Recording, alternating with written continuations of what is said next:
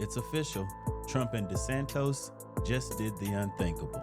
A brand new detention center smack in the middle of the Florida Everglades. They're calling it Alligator Alcatraz. And the left, they're calling it racist, cruel, and even a concentration camp. Before we peel this onion back, you know what to do, people. Like this video, subscribe, and ring that bell so you don't miss the next one. Hurry up. Of a week and 1 day, workers have transformed the Dade Collier Training and Transition Airport from an 11,000-foot runway into this temporary tent city that they've dubbed Alligator Alcatraz. Now, this location here in the Everglades is just under 50 miles west of Trump's resort in Miami. I want to give you a bird's eye view of what this looks like right now from our CNN affiliate WSVN. You can see these aerial pictures showing these repurposed FEMA trailers, these heavy-duty tents that, when completed, are expected, according to Governor Ron DeSantis' administration, to hold over 5,000 detainees awaiting deportation. Now, the governor says that this is very much needed, this so-called Alligator Alcatraz, to deal with all of the influx of migrants from immigration crackdowns that are overburdening the jail systems. He also says that not much security is needed thanks to the pythons and gators that are surrounding this facility. This ain't your average border response. There are FEMA trailers and military-grade tents.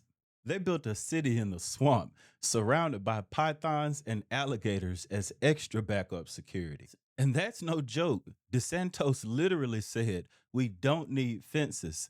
Nature's handling that. While Democrat-run states are releasing illegals with ankle bracelets, Florida's building runway to deportation hubs.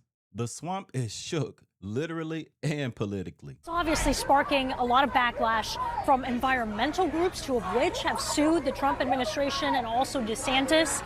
Also indigenous Americans who say that this threatens their sacred lands, and immigrant rights activists who are saying that this is dehumanizing, cruel, and inhumane, putting detainees here in the middle of the summer during hurricane season outside. Now, we have seen inside of the facility through footage, through a Fox interview that DeSantis did, and we did see, as DeSantis pointed out, portable water, sewage, power. He pointed to the AC units. He said that this is not inhumane. These people are going to need for nothing. He said that this is very much the same conditions where people displaced from hurricanes would be in temporary tents. Now, here's what a Trump supporter, who's a registered Democrat, told me right out here. This is a great location for this. We have 1 million illegals in Florida. Many of them come in through Mexico, wind up especially here in Dade County because they're big populations they can hide in. This is an absurd affront to the people, the nature, the community of South Florida. This is a environmentally destructive and spiritually poisonous prison camp that they want to construct on sacred land in sensitive habitat that cannot be allowed to stand. Same script, different headline. It's on sacred land, they say. You mean the same land the state owns? The same land used for emergency relief before, huh? Do you think they cared when they parked FEMA trailers after hurricanes? Nah, it's only sacred now that Trump's using it to enforce the law. And suddenly, tents in summer means human rights violations. Meanwhile, real Americans are getting pushed aside in their own neighborhoods. For those incredible Border Patrol agents, we now have the lowest level of daily border crossings ever recorded. As you know, last month, the month of May, just got released 2 days ago, the number of illegal aliens into the United States was zero. Even I find that hard to believe. Somebody must have gotten in, I think. I don't know, but they say zero. And the people that count them are radical left Democrats.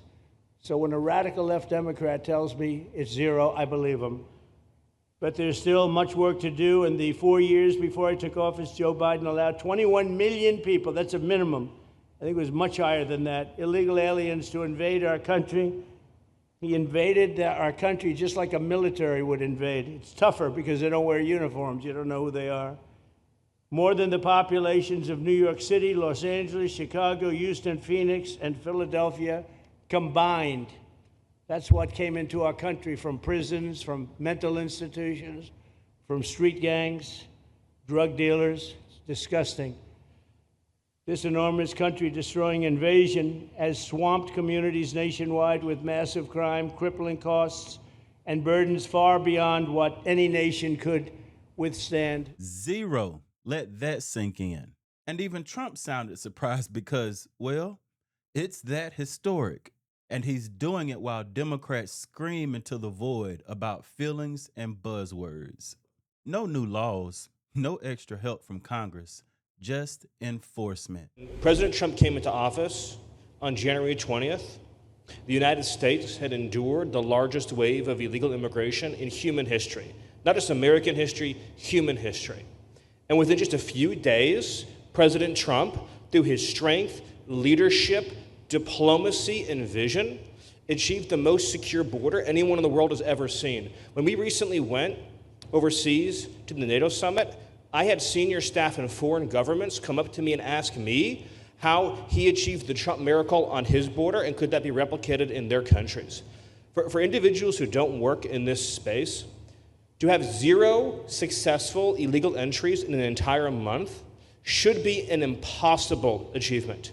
There's a 2,000-mile border with one of the poorest countries in the world, and you have open travel from 150 countries into Central America and South America. There are 2 billion people in the world that would economically benefit from illegally coming to the United States.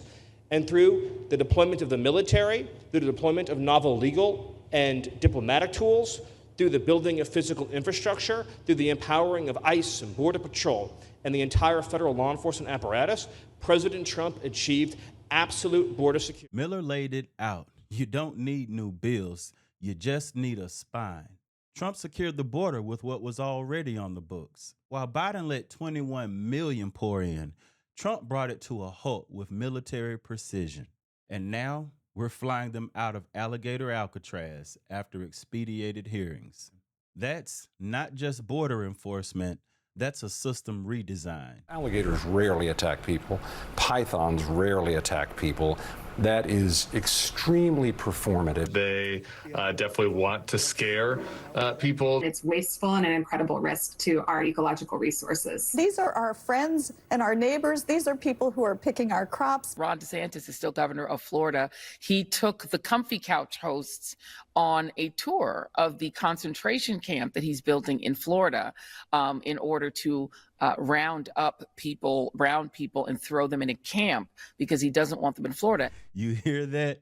Concentration camp. We're so deep into TDS, logic doesn't even register. Nobody's being gassed and nobody's being starved. They've got running water, AC, and due process. But because Trump and DeSantis built it, it's evil by default. These are the same people that defended sanctuary cities, that literally release murderers. Let me step back. I think that if this thing here works, I think it's great. I think there's a lot of theatrics here that I think may bother some, doesn't really bother me. But two, the border, the president has been outstanding on the border. The number of crossings has decreased so dramatically. It makes every American, particularly Democrats, to understand that there were things that the previous administration probably could have done, or not probably, certainly could have done to reduce those numbers. The hard part, Joey, has always been immigration. I served in Congress 25 years ago, and we were grappling with how do you provide paths to citizenship and who deserves a path to citizenship, who might be an undocumented worker. We're seeing now ask from industry, retail, agriculture, asking administration to have some leniency there. It's more complicated, more nuanced. Now, the hierarchy of deportations is where the president's having his challenge. I hope that whomever populates Alligator Alcatraz, which is a clever name, Greg's right, the president's good at this performative stuff, that we put more violent criminals there than we do law-abiding gardeners and law-abiding dishwashers and law-abiding retail workers. A Democrat being reasonable? Ford's right. There is a difference between a gardener and a gang member, but you don't hear that from the squad. They lump everybody together and then cry racism when the law gets enforced. Disgusting. What's happening in the Everglades isn't immigration enforcement. It's absolute political theater.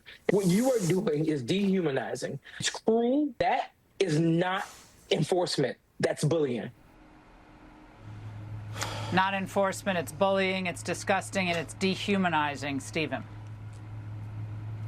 Well, first of all, another answer to your question of why it's needed is there have been repeated multiple attempts by violent criminal aliens and cartel thugs to escape ICE detention, individuals who present a clear and present danger to public safety.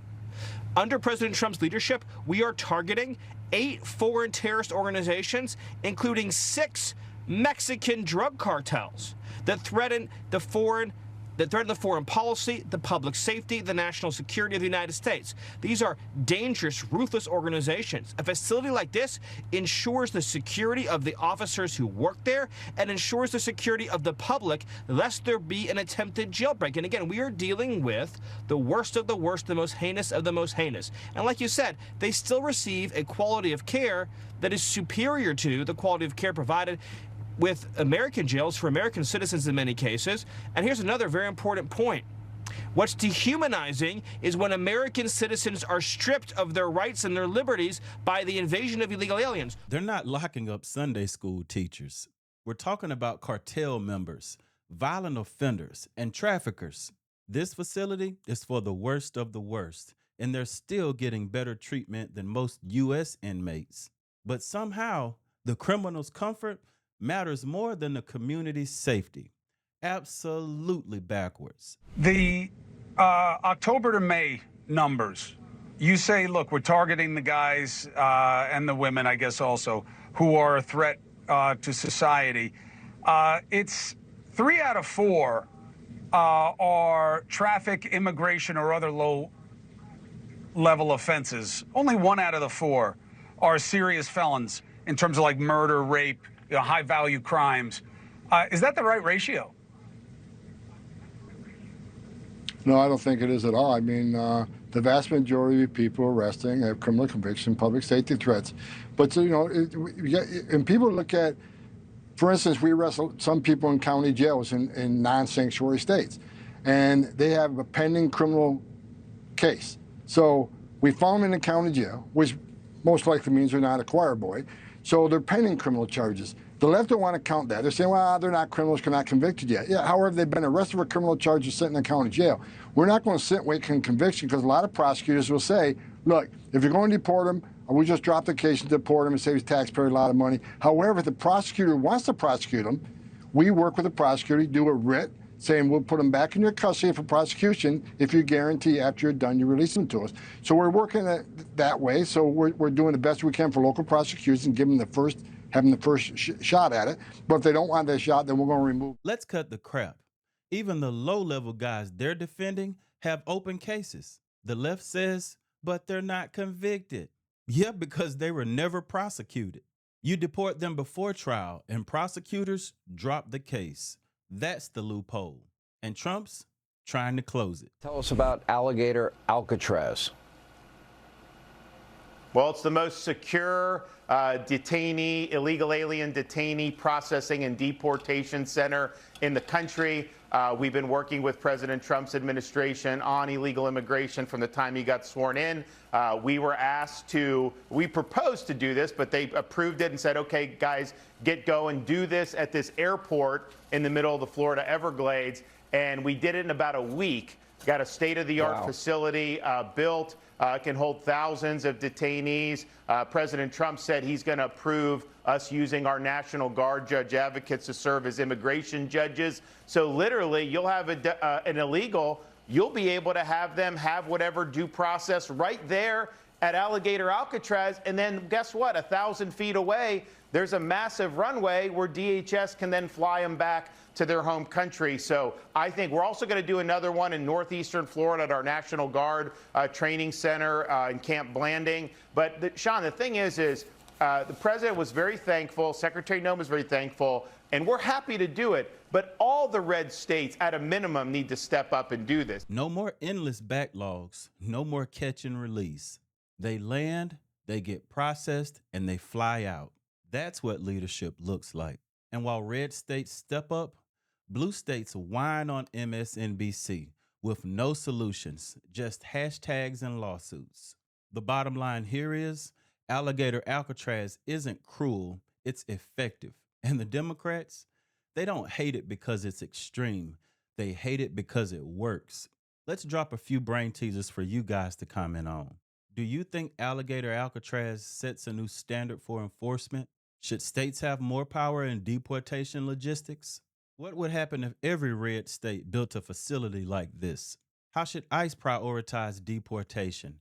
Criminal backgrounds or time in the U.S.? Should Congress be pressured to rewrite the laws or enforce the ones we have? Before you roll out, you know what to do. Like, subscribe, ring that bell, and share this with someone who needs to hear it. Thanks for watching, people. God bless. Listen.